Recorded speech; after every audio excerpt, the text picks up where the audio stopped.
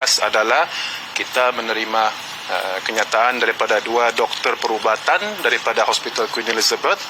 Sesi pertama doktor yang menerima pesakit arwah hospital pertama kali, dan kedua adalah doktor yang merawat beliau semasa di ward neurosurgery. Dan sesi soal jawab telah dijalankan dengan peguam bela untuk semua pihak, dan pada sesi petang kita telah mula dengan keterangan Inspektor Maidon, iaitu daripada pasukan D10 unit forensik PDRM. Sesi itu ditangguhkan hari ini dan bersambung besok.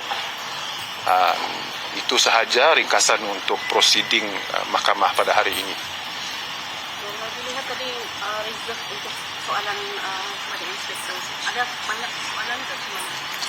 Ada lagi soalan yang perlu ditanya, cuma masa menjadi kekangan kita pada hari ini, dan besok kita dijangka pun ada masa yang singkat kan.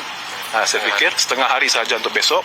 So kita akan sambung keterangan Inspektor Maidon pada esok pagi. Okey. Adakah pasukan peguam negara berpuas hati dengan perjalanan dan keputusan dalam prosedur hari ini? Ya, saya fikir kita semua pasukan amat puas hati dengan perjalanan proceeding inquest.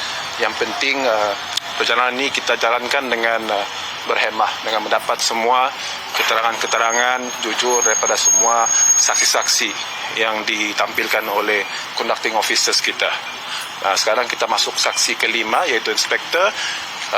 Kita berharap mendapatkan lebih maklumat dengan soalan-soalan yang kita akan kemukakan dengan saksi-saksi yang seterusnya.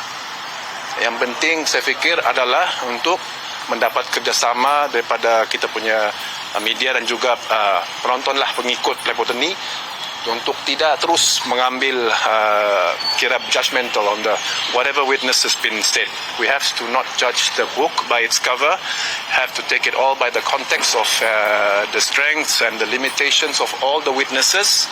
It's important that this is an inquest proceedings that is slated for the whole of this month, and possibly maybe more dates, depends. So it is important not to rush into conclusions. All right. Where it is relevant, we will bring our own independent examiners and witnesses, subject to the approval of the conducting officers and the coroner's court.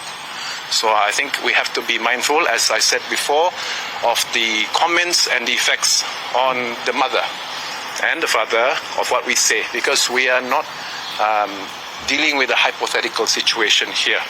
It's a life loss, and a life that we need to inquire into the surrounding facts, all the issues.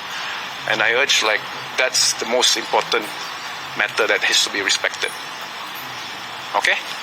Dan dalam perkara lain, ingin kita ambil kesempatan ini juga untuk mengumumkan bahawa untuk membantu perjalanan inquest proceedings ini, untuk kos-kos yang berkaitan, anak guam kami dengan kerjasama sebuah NGO telah melancarkan satu tabung inquest untuk menampungkan kos-kos, terutamanya saksi-saksi pakar, kos-kos perjalanan dan penginapan, dan untuk memudahkan proceeding ini bagi pihak pasukan peguam. Ingin saya tegaskan bahawa keperluan untuk tabung ini tidak untuk membayar yuran guaman. Kami semua masih sama juga, pendirian kami adalah untuk melakukan tugas ini secara pro bono, tanpa bayaran. Jadi itu untuk mengelak sebarang ragu-ragu. Pengurusan tabung ini adalah di bawah penyediaan anak guam kami dan juga NGO tersebut. Jadi apa-apa soalan berkaitan tabung boleh berhubung dengan mereka untuk perjalanan. NGO itu saya faham Persatuan Bayu Raudah, ya, Bayu Raudah Sabah, dan person in charge, I think Ustazah Marhamah sebagai dia punya person in charge kita, ya. So ini untuk memastikan ya maklumatnya sahih. Cuma kita tidak terlibat dalam pengurusan tabung, sebab kita fokus dengan inquest proceedings. Ya. Ada soalan lain? Tiada. Okey.